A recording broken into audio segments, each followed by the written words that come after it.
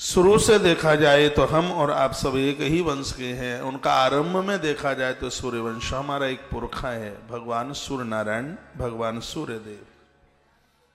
ऐसे भगवान सूर्यदेव का पावन चरित्र उन्होंने किस प्रकार से इस दुनिया को किस प्रकार से आगे उन्हें बढ़ाया, उन्हें जन्म दिया, उस दिव्य वंशावली को कैसे आगे के लिए बढ़ाया। इसलिए तो बताया जाता है ये कश्यप के पुत्र हैं। बहुत ध्यान से सुनिए, जिन लोगों को भी अपने गोत्र का पता नहीं होता, उन्हें अपने गोत्र का पता ही नहीं है, तो उसके गोत्र में महात्मा कश्यप का नाम लगा दिया जाता है। क्योंकि आरंभ काल में हमारे और आपके सबके वो पुरखे हैं, क्योंकि वो सूर्य नारायण के पिताजी हैं और हम लोग सब सूर्य भगवान की संतान हैं, तो हमारे वो दादाजी लगते हैं। तो इसलिए उस गोत्र में महात्मा कश्यप का नाम लगा दिया जाता है। आरती बनाई थी, गाइए, यहाँ से आपको अच्छी लगी होगी। मंगलाचरण बनाया था, वो भी आपको ठीक ही लगा होगा।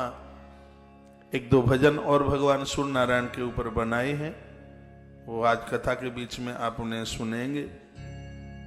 सूर्य भगवान के ऊपर लोगों ने भजनों की रचना करी है कि नहीं करी है ये तो मुझे नहीं पता, उन्होंने भजन लिखे हैं कि नहीं लिखे। पर दास ने कोशिश करी है भगवान भास्कर की कृपा से। रोज एक भजन तो बनाकर आपके बीच में सुनाएंगे ही। आज मैं जब सुबह अर्घ दे रहा था छत पर भगवान को, तो प्रभु को मैं बोल रहा था कि भगवान मैंने बहुत छोटे से आपको अर्घ दिया है और एक भी दिन छोड़ा नहीं है जिस दिन आपको अर्घ न दिया हो।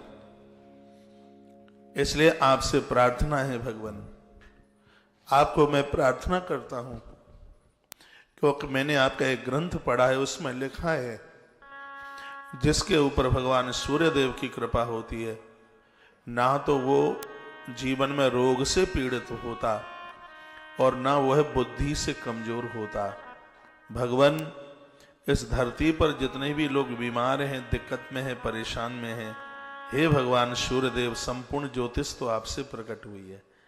लोग दुखी होते हैं तो वो ज्योतिष दिखाने के लिए जाते हैं, तो यह तो सब आपसे ही प्रकट हुआ है। भगवान इस धरती पर सबसे पहली हम कोई किरण देखते हैं तो किरण आपकी होती है। लोग आपका नाम लेकर के मंगल प्रभात में अपना दिन आरंभ करते हैं।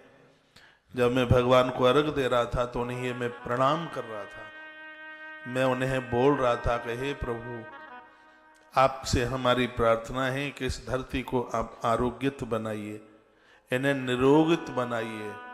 आप बुद्धि के स्वामी हैं, लोगों की बुद्धि को सुधारिए भगवान, ये आपके ही द्वारा हो सकता है। हे 7 अश्व को अपने रथ में जोतने वाले, हे भगवान कश्यप पुत्र, हे मां अदिति के लाल, हम आपको कोट सहवार वंदन करते हैं।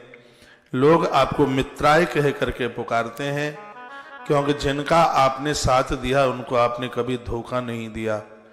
जब भी यह देवता युद्ध के लिए जाते हैं तो एक तरफ आप खड़े होते हैं और एक तरफ अग्नि देवता खड़े होते हैं, और जहां पर आप होते हैं और वहां देवता युद्ध पराजित हुए हों कभी हुआ ही नहीं। इसलिए जब जब देवता युद्ध जीते हैं तब तब देवताओं ने यही कहा है कि हमारे मित्र सूर्य की वजह से हम युद्ध जीत गए। देवताओं ने आपको मित्र कह करके पुकारा है। आपके उन पवित्र 12 नामों में या 108 नामों में या 1008 नामों में भगवान आपका यह नाम बड़ा अद्भुत है, मित्राय नमः। हम यह नाम लेकर के आपको वंदन कर रहे हैं, प्रणाम कर रहे हैं। प्रभु हमारा प्रणाम स्वीकार कीजिए। हे परमात्मा, सतोगुण में स्वर्ण को माना गया। शरीर में थोड़ा बहुत सोना होता है तो व्यक्ति को सूतक और पातक के छूने का भी उसे किसी भी प्रकार का उसका वह दोष नहीं लगता। जहां जहां धरती पर सोने की खानें हुई, जहां जहां धरती पर स्वर्ण और रजत ये धातुआं ही निकली हैं कि भगवान वो सब आपकी ही कृपा से हुआ। ये सब कथाएं आप सुनेंगे। वह तेज आपका था, वह प्रभाव आपका था। भगवान आपके ही द्वारा धरती से सोने की खानें प्रकट हुई, इसलिए महापुरुषों ने आपको हिरण्य कह करके पुकारा है। भगवान हम आपको वंदन करते हैं। आप हमारा प्रणाम स्वीकार करें। भगवान, जब आपकी कृपा होती है तब कोख में, नारी की कोख में पलने वाला बालक, जब वह आपके आदित्य हृदय स्तोत्र का पाठ करती है, वह नारी तो भगवान सूर्य की किरणों के सामने रोजाना थोड़ा बैठती है, तुम्हें वंदन करती है, प्रणाम करती है। हे भगवान, उसका प्रभाव यह है कि उस नारी के गर्भ में ही उस संतान को तुम सतोगुण से भरपूर कर देते हो, उसको दिव्य प्रखर बुद्धि दे देते हो। बहुत बच्चे ऐसे होते हैं जो जन्म से ही बहुत बड़े बुद्धिमान होते हैं, और छोटी सी आयु से ही जिनको तुमने बुद्धि दी है, इसलिए देवताओं ने तुमको हिरण्य गर्वाही के नाम से जाना है। हे हिरण्य गर्वाय प्रभु, हे तेज तेजाय प्रभु, हम आपको वंदन करते हैं। हे महातेजाय प्रभु, हम आपको वंदन करते हैं, प्रणाम करते हैं। हमारा आप प्रणाम स्वीकार कीजिए। उसके तत्पश्चात हे भगवान, सप्ताह के दिनों में संपूर्ण देवताओं ने मिलकर के एक दिन आपके नाम कर दिया है। उसको लोग इतवार कहते हैं, उसको लोग रविवार कहते हैं। धरती की जितनी भी अनाय बलाय और जो भी कोई कष्ट है, भगवान कांसे के पात्र में सरसों का तेल लेकर रविवार के दिन अपनी उसमें परछाई देख करके उस तेल को लोग दूर डाल देते हैं। आपकी कृपा से उनके जीवन की जितनी भी अलाय और बलाय दूर होती है। इस अलाय और बलाय को दूर करने वाले भगवान आप हैं। लोगों ने ही नहीं, स्वयं देवताओं ने आपको ऐसा अद्भुत नाम दिया।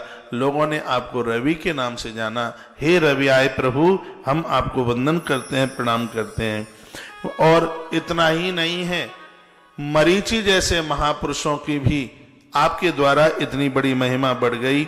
हे भगवान, मरीचि नाम आपका अद्भुत है, सूर्याय नाम आपका है, क्योंकि आपने जगत को प्रकाश दिया है और आपका वंदन प्रणाम करने वाले लोग सूरवीर हो गए हैं।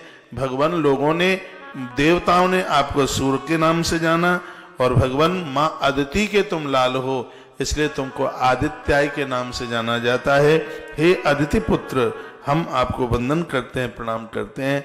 तो ये भगवान के जो अद्भुत नाम हैं, जल भी नहीं पीते थे धर्मराज युधिष्ठिर जब तक भगवान के 1008 नाम रोज नहीं ले लेते। सूर्य देवता इतने वंदनीय हैं, बहुत बहुत प्रणाम करने को लायक हैं। और एक बात कह करके मैं आगे बढ़ता हूँ, वह बात यह है कि चाहे जितना भी पूजा पाठ, आज सुबह की पूजा में हम सब गुरुकुल के बच्चों को निवेदन कर रहे थे, आप कितना भी बड़ा हवन करते हैं, यज्ञ करते हैं, पूजा पाठ करते हैं, जो भी कुछ करते हैं, यदि सूर्य भगवान को हम अर्घ नहीं देते तो पूजा पाठ का किंचित मात्र भी कोई भी फल पुण्य प्राप्त नहीं होता। इसलिए अपनी आदत में डालिएगा, भगवान सूर्य को नित्य अर्घ दीजिएगा। रोजाना अर्घ दें भगवान भास्कर को, भगवान सूर्य को रोज अर्घ दें। वेद ने कहा, चंद्रमा मनसो जातक चचो सूर्यो अजायता श्रोत्रा द्वायश प्राणश मुखार्दग्नि। हमारे ग्रंथों की, हमारे वेदों की आवाज है। मन का देवता चंद्रमा है तो बुद्धि का देवता भगवान भास्कर, भगवान सूर्य नारायण है। जो सूर्य देव को अर्घ देते हैं, गर्भ में संतान है, माताओं ने नित्य सूर्य का दर्शन किया है, सूर्य को अर्घ दिया है, उसकी कोख से जन्म लेने वाला बालक साधारण नहीं है, अद्भुत है, बहुत विशेष है। जिसके ऊपर सूर्य भगवान की कृपा हो जाए, भैया ऐसे कर्ण का अंतिम संस्कार भगवान की दिव्य ज्योति के द्वारा हुआ है। चलो ठीक है, वो तो उसको संग नहीं मिला, नहीं तो कर्ण जैसा कौन था वीर पुरुष जिसके लिए भगवान कृष्ण ने रोते हुए कुरुक्षेत्र के मैदान में कहा था, अरे हम तुमसे कुछ मांगने के लिए आए हैं। भगवान की आंखें भर आईं, अंतिम श्वास ले रहा था कर्ण। कर्ण ने कहा, आप मांगने के लिए आए हैं? मुझे आपके आगमन की बड़ी खुशी थी। हे ब्राह्मण देवताओं, भगवान भेष्य पाके गए थे, हमें आपके आगमन की बड़ी प्रसन्नता थी, लेकिन अब मैं यह सोच रहा हूं आपके आने से पूर्व मेरी मृत्यु क्यों नहीं हो गई, क्योंकि मेरी देहली से कभी कोई खाली हाथ नहीं गया।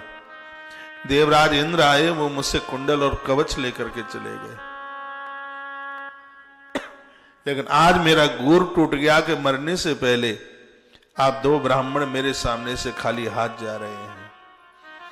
तब भगवान ने कहा, हे दानवीर, हे महावीर, तुम जैसे दानियों का बटुआ कभी खाली नहीं होता।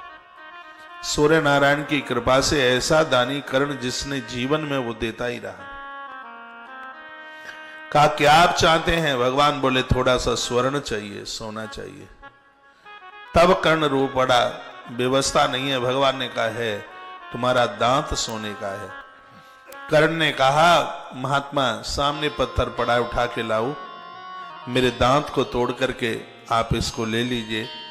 भगवान ने कहा कि मरे हुए को कभी मारना नहीं चाहिए, तुम पहले ही मृत पड़े हो और ऊपर से हम तुम्हारे ऊपर चोट पहुंचाएं, यह तो हमारी संस्कृति के विपरीत बात है, कोई बात नहीं हम जाते हैं। तब कर्ण ने कहा अब तो नहीं जाने दूंगा। भगवान व्यास ने महाभारत में लिखा था यह प्रसंग। महाभारत में व्यास भी इस चरित्र को लिखते समय अपने आप को रोए बिना रोक नहीं पाए। स्वर व्यास का था, कलम गणेश की थी। भगवान गणेश बहुत रोए इस प्रसंग को लिखने में। कर्ण ने कहा थोड़ा सा आप रुके रहिए। इसकी बाजुआं कोहनी से कटी हुई थी, टांगे घुटने से कटे हुए थे। पेट के भर खिसकते गया, सामने पत्थर की शिला पड़ी थी, उस पर इसने बड़ी जोर से मुंह पटका, दांत टूट करके बाहर आ गया और कहा ये ले जाइए। भगवान बोले भिक्षा झूठी है, इसको पानी में धो के दीजिएगा। कर्ण ने कहा पानी कहां से लाऊं, चला बनता नहीं है, पाम नहीं है मेरे। भगवान बोले कोई बात नहीं हम चले जाते हैं। कर्ण ने कहा अब तो नहीं जाने दूंगा। थोड़ी दूरी पर इसके गुरुदेव परशुराम ने जो धनुष दिया था, इसको तोड़ी दी थी, उसका बाण पड़ा हुआ था। ये गया वीर पेट के भर खिसकता हुआ और घुटने से इसने दंड को और होठों से इसने प्रत्यंचा खींच दी, बाण छोड़ दिया। और हुआ यह है उस समय वहां पर बड़ी जोर से आवाज हुई, गड्ढा हुआ और उसमें से पानी बाहर निकल करके आया। दांत धोया, भगवान को दिया। भगवान ने कहा धन्य हो, धन्य है सूर्य नारायण जिसका बेटा है कर्ण। आज से इस कुंड को लोग सूर्य कुंड के नाम से जानेंगे। कुरुक्षेत्र की धरती पर ग्रहण के समय पर जो है स्नान करने के लिए आएंगे, सूर्य नारायण की कृपा से उनके घर में गूंगे और बहरे बच्चों का कभी जन्म नहीं होगा। ये भगवान सूर्यदेव के नाम से उस कुंड को, इस स्थान को जाना जाता है। भगवान बोले, भगवान ने तब कहा कर्ण को तुम हमसे कुछ मांग लीजिए। कर्ण ने कहा तुम हो कौन? पहले अपने असली भेष में आइए। कृष्ण और अर्जुन अपने असली भेष में खड़े हुए। कर्ण ने देखा, कर्ण बहुत रोया। सरकार तुम, भगवान ने कहा जो सूर्य का बेटा हो तो वहां तुम पहुंच ही जाते हैं। तुम रवि नंदन हो, तुम सूर्य पुत्र हो। हे महावीर, हे महादानी, युग का अंत हो सकता है लेकिन सूर्य पुत्र कर्ण का अंत नहीं होगा। लोग तुम्हारा नाम बड़े आदर के साथ लेंगे। भट्टी पर चढ़ करके जो तपन लाए उसे स्वर्ण कहते हैं। जिसने अंतिम श्वास तक देना सीखा है उसे सूर्य पुत्र कर्ण कहते हैं। हे सूर्य पुत्र, हे दानी महादानी, हे महावीर, क्या चाहिए तुम्हें, तुम हमसे मांग लो।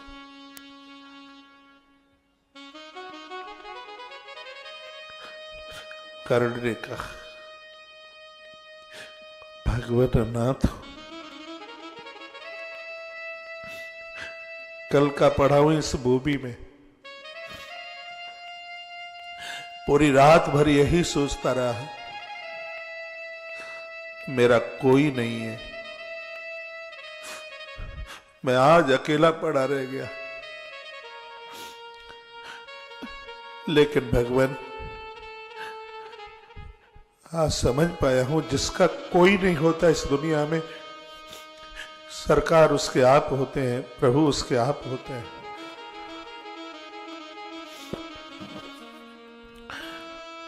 मन की इच्छा थी मेरा अंतिम संस्कार आपके हाथों से हो जाता है। तो भगवान ने उस समय दो बातें बहुत अच्छी कही।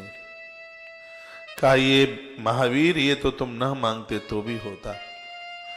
तुमने दो काम इतने बढ़िया किए हैं, और जो ये दो काम करने वाले का अंतिम संस्कार मैं ही करता हूं।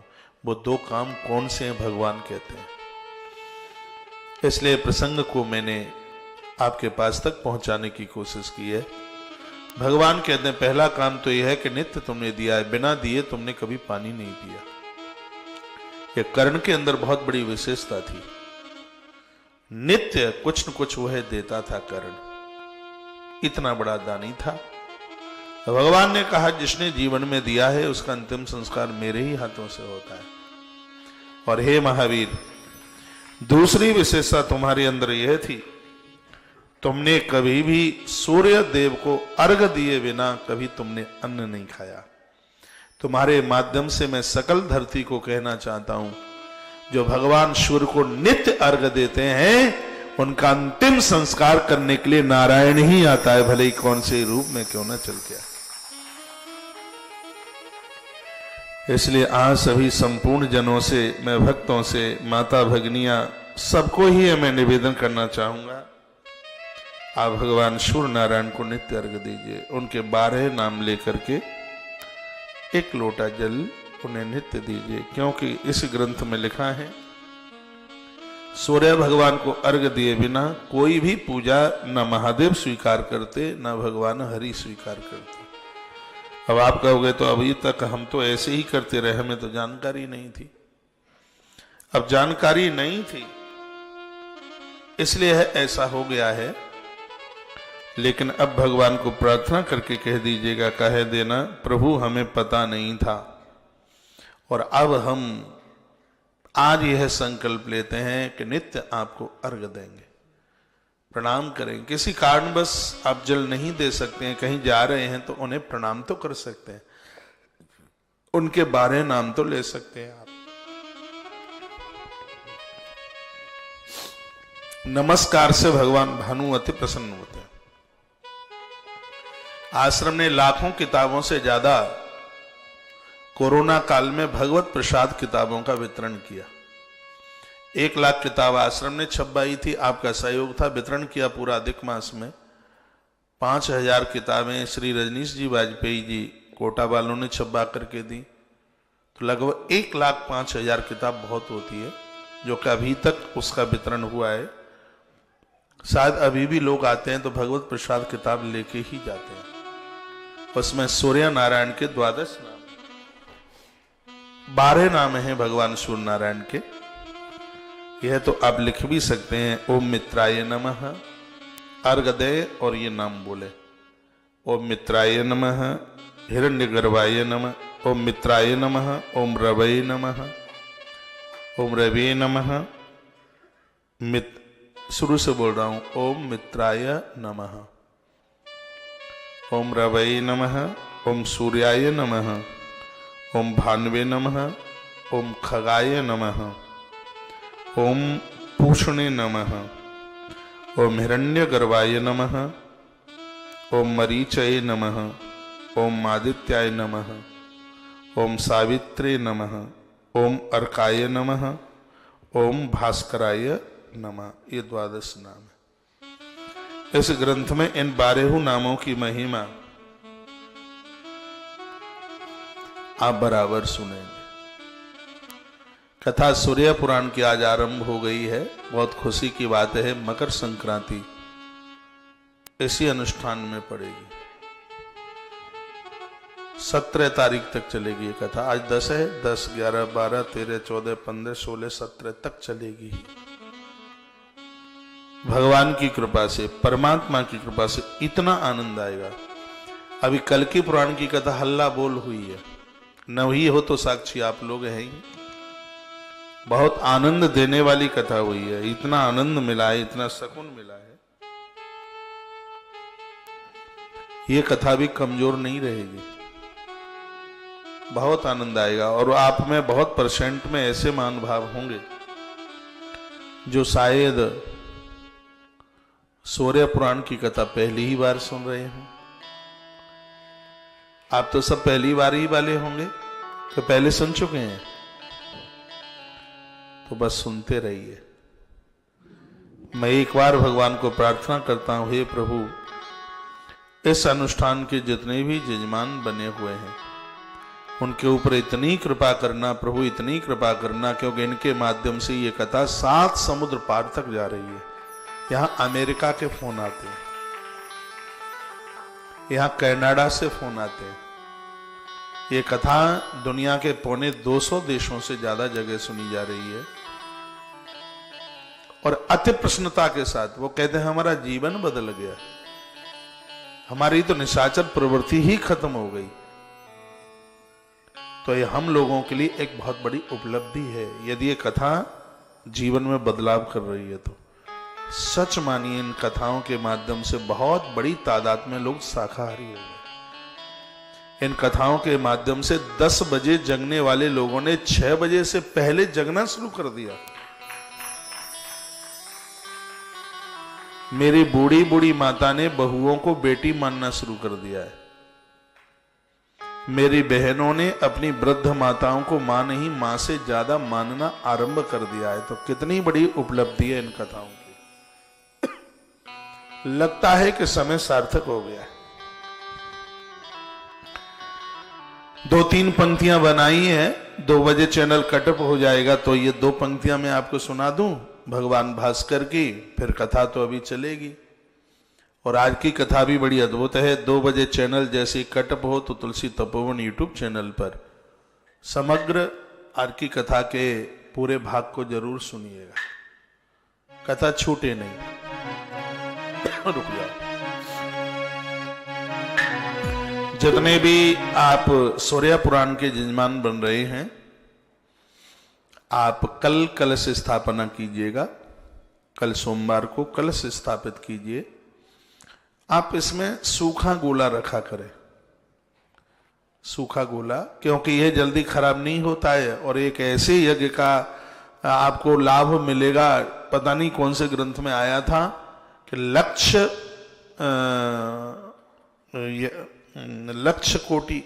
यज्ञ का वर्णन था कि हर परिवार में 1 लाख आहुतियां हर वर्ष यज्ञ नारायण भगवान को समर्पित हों। तो ये नारियल हैं आपके पास, ये घर में बहुत ही ज्यादा शुभ होंगे। घर में किसी भी प्रकार का कलेश नहीं रहने देंगे। मिट्टी के पात्रों को आप उसको विसर्जित कर दें, मिट्टी का कलश है उसको आप विसर्जित कर दें, धातु का है उसको आप घर में रखें। कभी आप मकान बनवाते हैं तो उस कलश को जमीन में गाड़ दीजिए, बहुत ज्यादा शुभ है। आप मकान बनवाते हैं तो कलश के ऊपर इस नारियल को और 5 पल्लवों के पत्ते रखकर उसमें एक साबुत हल्दी और सुपारी रखकर उसको नीचे जमीन में, जब वो नीम भरी जाती है ना, नीम खोदी जाती है, उस समय रख दीजिएगा। आपका घर तीर्थ बन जाएगा।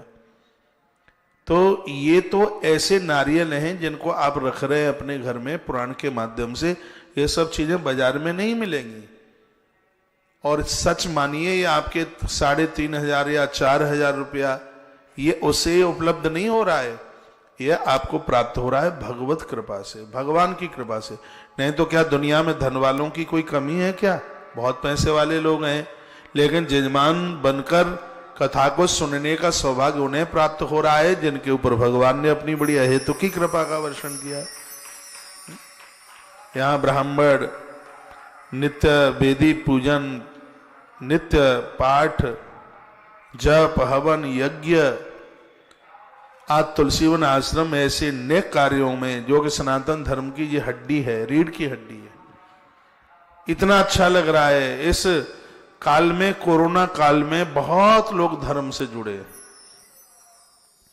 जिनको किसी भी प्रकार की जानकारी नहीं थी, वो आजकल बहुत बड़े बड़े पंडितों जैसी बात करते हैं। अच्छी बात है, होना चाहिए। तो यह आश्रम के साथ जुड़ करके आप सब लोगों को भी यह सौभाग्य प्राप्त हो रहा है। तो आप कल कलश की स्थापना कीजिए, मिल जाए तो उसके ऊपर आप सूखा नारियल रखिए, कलश को भरिए, उसमें एक सिक्का जरूर डालिएगा, 5 पल्लव लगा लीजिए, उसमें 5 पल्लव। मैंने कई बार बताया है, देखें आईडी पर सबसे पहले कौन लिख करके भेजता है 5 पल्लवों के नाम, पंच पल्लव में कौन कौन से पत्ते होते हैं। मैंने कई बार पूर्व की कथाओं में बताया है, तो आप जरूर उसको बता देंगे। आइए, जिस ग्रंथ को आप सुनने के लिए बैठे हैं, इसमें 69 अध्याय, 69 अध्याय और 3899 श्लोक हैं। ब्रह्म पुराण का ही एक अंग है ये, जिसको सूर्य पुराण के नाम से जाना जाता है। गर्भ में संतान हो, उस समय ये माताएं इस सूर्य पुराण को सुने, बहुत ज्यादा प्रभावशाली है। ये ग्रंथ बहुत ज्यादा ही प्रभावशाली है।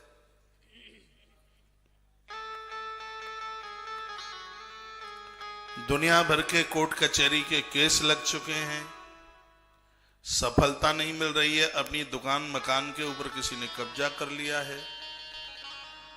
ऐसा लग रहा है कि दुश्मन बहुत ज्यादा बढ़ गए हैं और आप किसी भी प्रकार से किसी भी चीज का आप निर्णय नहीं ले पा रहे हैं। उसके लिए बहुत आवाजें आती हैं अंदर से। उसके लिए यह सूर्य पुराण की कथा किसी वरदान से कम नहीं है। कोई ऐसी बीमारियां फैल गई हैं, असाध्य रोग, खड़ा होते बनता नहीं है, कुष्ठ रोग जैसा, ऐसा यह भयंकर रोग भगवान सूर्य नारायण की कृपा से, सूर्य पुराण की कथा से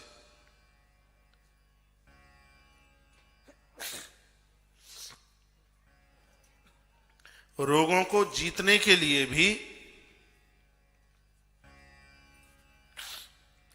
इस ग्रंथ के माध्यम से वर्णन किया गया है। भगवान भास्कर को प्रसन्न करने के लिए उनका एक मंत्र भी है, उनका स्तोत्र भी है।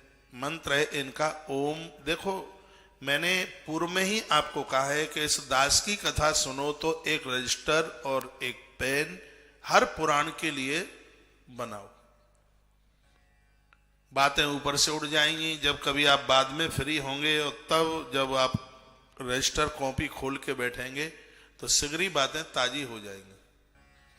अभी एक मैसेज में लिखा हुआ था और मुझे ध्यान आ गया कि मैं किसी में कथा में बोला हूं कि पंच पल्लव की बात कही गई है और यदि कहीं पंच पल्लव नहीं मिल पाते हैं तो वहां आम के पत्ते लगा दीजिएगा, वो पंच पल्लव का काम करेंगे। अभी मेरी बहन ने इसमें लिख करके भेजा है। तो ये सब बातें बिल्कुल याद रहेंगी जब आप एक कॉपी बना लेंगे, आप डायरी बना लेंगे, तब फिर आप भूल नहीं पाएंगे। और हमारे धर्म संस्कृति को, हमारे कर्म कांड को बहुत ताकत मजबूती देने वाला ये ग्रंथ है सूर्य पुराण। बहुत अद्भुत है ये। ब्रह्म पुराण तो महापुराणों में से पुराण है और उसका ही पुराण है ये सूर्य पुराण। नहीं तो मेरे पास भी तो इतना समय है कहां, मुझे तो जल्दी से पुराण पूरे करने हैं। लेकिन बीच बीच में ये उप पुराण भी मैं आपके बीच में लेके आ जाता हूं। क्यों? क्योंकि ये महिमा मैंने पढ़ रखी थी कि ब्रह्म पुराण की महिमा बहुत बढ़ जाती है यदि उसमें सूर्य पुराण को भी तो जोड़ दिया जाए। तो मैंने ये पढ़ा तो हमने सोचा कि ये कैसे छूट रहा है, इसको भी उसमें जोड़ ही दीजिएगा। और वो भी भगवान की कृपा से मकर संक्रांति का समय आ गया। तो भगवान सूर्य नारायण की कृपा से यह भी संभव होने के लिए जा रहा है। सूर्य भगवान का एक मंत्र आप लिख सकते हैं, ओम हिराम हिरीम हिरोम सह सूर्याय नमः। इस मंत्र से जब आप नवग्रह की आहुतियां डालते हैं, भगवान सूर्यदेव इस मंत्र से आहुति डालने पर बहुत प्रसन्न होते हैं। सूर्य भगवान की एक गायत्री है, गायत्री का बड़ा प्रभाव होता है। ओम भास्कराय च विद्महि दिवाकराय च धीमहि तन्नो सूर्य प्रचोदयात्। भास्कराय, ओम भास्कराय च विद्महि दिवाकराय च धीमहि तन्नो सूर्य प्रचोदयात्। हर देवता की अपनी एक गायत्री है, इसको सूर्य गायत्री के नाम से जानते हैं। और आज के ही कथा के आरंभ में मैंने आपको निवेदन किया है, सूर्य भगवान को वंदन प्रणाम किए बिना किसी भी देवी देवता को पूजा नहीं लगती। गायत्री अनुष्ठान और महामृत्युंजय अनुष्ठान तो ये तो ऐसे अनुष्ठान हैं, इनको तो सूर्य की साक्षी में ही किया जाता है, नहीं तो उसके परिणाम ही घोषित नहीं होते। कर्म साक्षी देव हैं भगवान सूर्यदेव। सूर्य देवता कर्म साक्षी देव है। इनकी दृष्टि में तो सब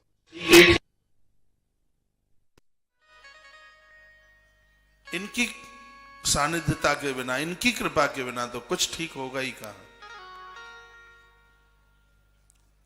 मैंने आपको पूर्व में आज ही निवेदन किया है, चराचर जगत में जितनी भी ये मानव जाति दिखाई देती है, यहां से लेकर अमेरिका, लंदन और जहां मैं पूरे विश्वधरा की बात कर रहा हूं, वो सब सूर्यवंश के लोग हैं। चंद्रवंश बाद में इसमें वर्णन है, पूछा गया है सोनक ऋषियों के द्वारा, तब उन्होंने उस कथा में बताया है कि चंद्रवंश तो बीच में चल के आया, आधार में सूर्यवंश ही था।